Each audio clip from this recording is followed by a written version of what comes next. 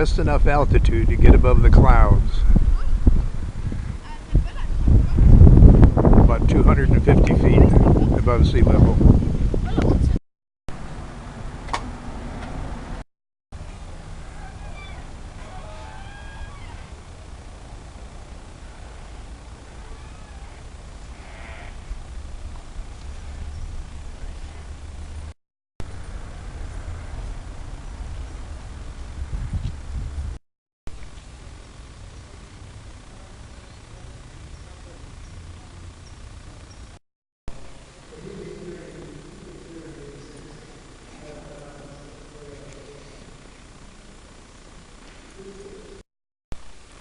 They have some 18 vestments on display, but there's no labels or tags, so I can't tell you how old they are. Presumably they're fairly old. The old bell tower.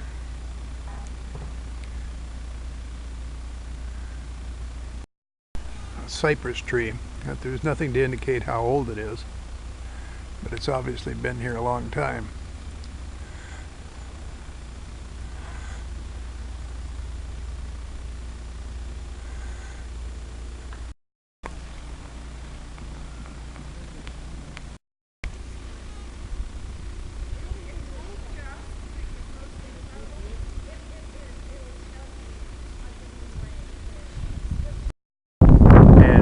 Checks out the Golden Gate Bridge, pretty well clouded under.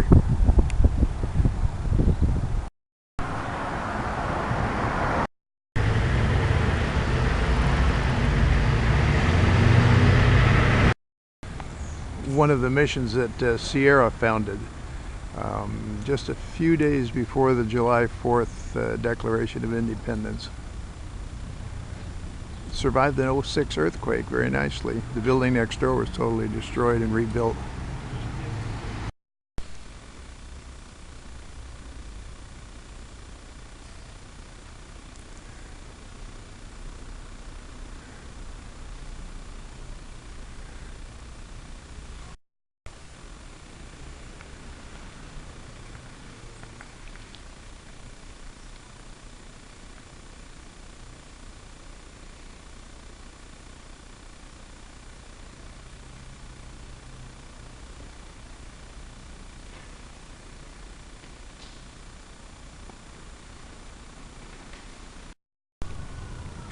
The diorama shows a river right nearby.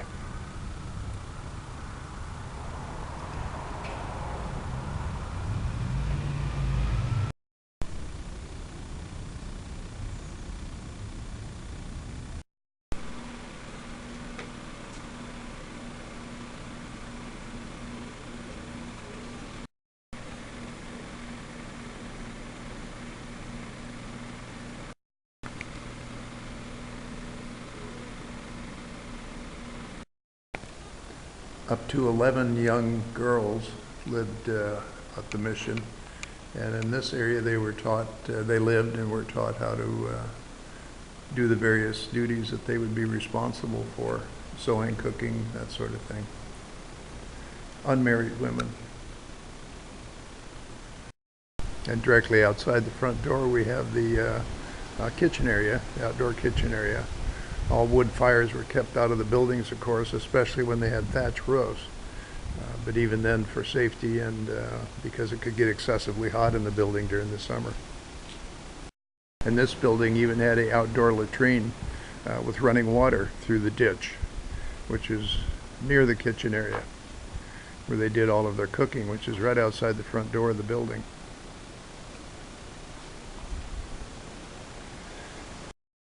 The sign here says that the Chumash Indians, unlike the Europeans, enjoyed bathing, and this is where they did both the washing of their clothing and their bodies. A large building, which of course served as the residence, and also travelers would stay in this building. And this is what a typical garden might have looked like, although I'm sure it was much larger at the time the mission was actually operating. And they're building one of the houses of the Chumash Indians.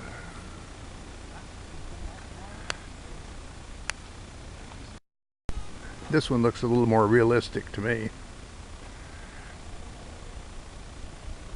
But the basic construction technique seems to have been used here also. Reeds over wood frame.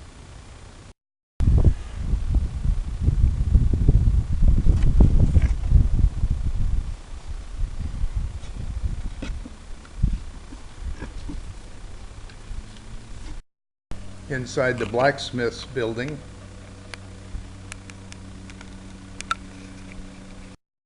and this is the community kitchen where the meals were prepared for both the Padres and any visitors. And in the same building as the kitchen, the granary and the grist mill, and what I presume would be one of the original wheels.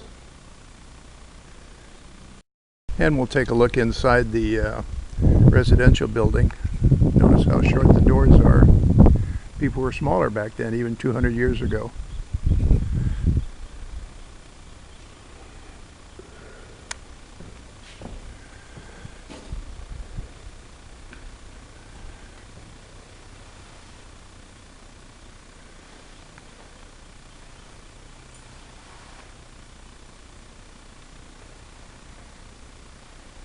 Has its own candelabra. And what I would call the living space, or living room if you wish. A meeting room and a dining area.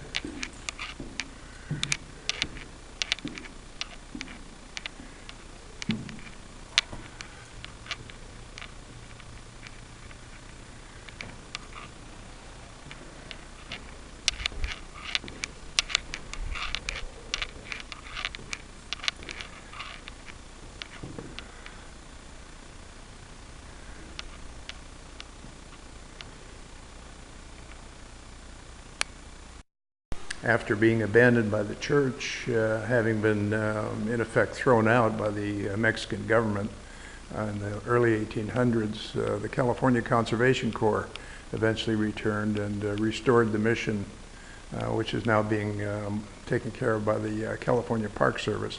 This wall was left uncovered so you can see the interior construction methods used. For its day and its time, it looks pretty luxurious to me. Certainly be a welcome place to find at the end of a long, hard day on the trail.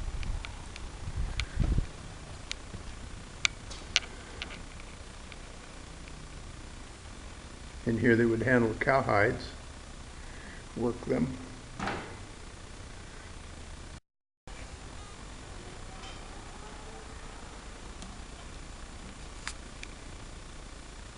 Good thing they got bars up here. I think this dog would try to chew on some of this stuff.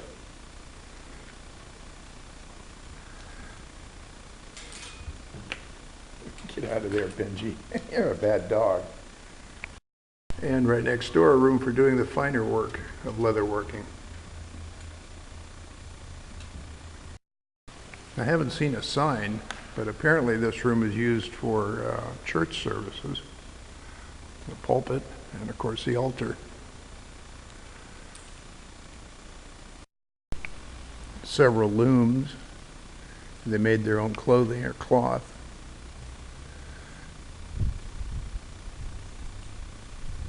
Spinning wheels.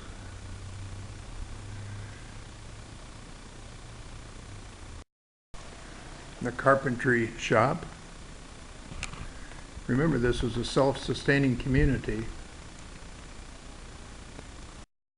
Just outside the weaver's room, another kitchen area, outdoors of course. In addition to small canals to bring water into the mission, they had a gutter system alongside the buildings to take the rainwater away. Just outside the building is what's called a patio area, which was a work area. Here they prepared meals, mostly by the Indians, made soap, carded wool, these sort of activities. The adobe bricks used at the threshold of these rooms show signs of ages of wearing. I would have to assume these are originals. flying what I presume to be the flag of Spain. And a closer look at the bell tower with 3 bells. Tallow vats where the beef fat was heated and boiled down to make tallow. Most of it was traded off. And of course the inside of the mission itself, which is a fairly unpretentious building on the exterior, unlike most of the other missions we've seen, which are have a fairly elaborate facade at the front.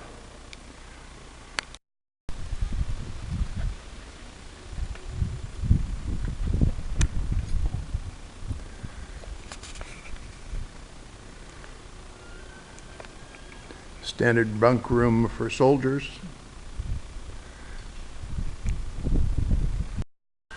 The eating area. Spears against the wall. The soldiers, although stationed here for protection of the church, did not take their orders from the church. The soldiers were under the control of the Mexican government or the Spanish government at the time, and the church took its orders from the government, and eventually, as you know, was completely thrown out of all of the missions when the Mexican government, after the revolution, took over all of these facilities, wanting to keep the government secular. Benji shows quite an interest in the hides that have been placed out here to dry. These are traded off to ships and travelers. El Camino Real, the Royal Road, connected the missions. They were spaced 1 day's travel apart by horseback, so a traveler would have a place to stay every night. It wasn't free, I'm sure. There are obviously expenses involved. This is the actual Camino Real, although it may have shifted depending on the season and the travel conditions. And what I hope is some tame livestock.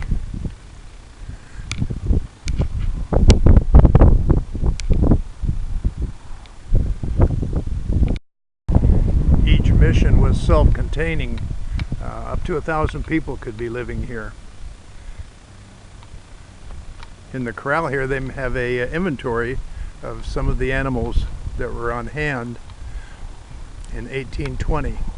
Almost 10,000 cattle, over 12,000 sheep, 1,300 horses, 288 mules, 86 swine, 40 goats, 15 burros, ducks, turkeys, and chickens, geese, too numerous to count.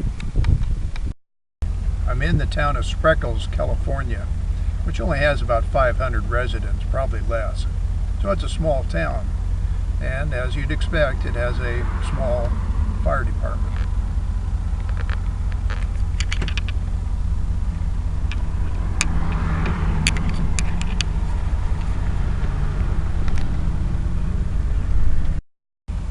But just across the street is the real one. They were on schedule, and they had already been out to the east.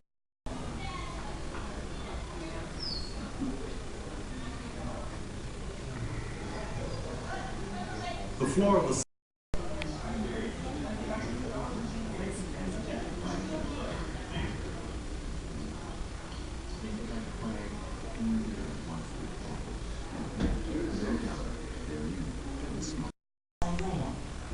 As you'll see, Adam has very different relationships with each of his twin sons, Al and Aaron.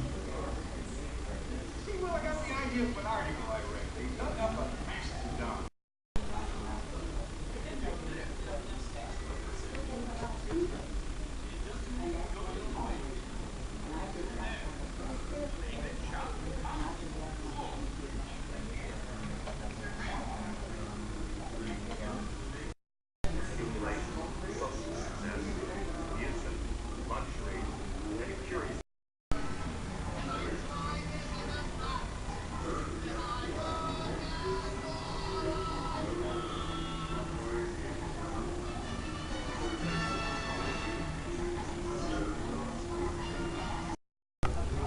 Although the morning was young, the hazy bright, the uncertain air and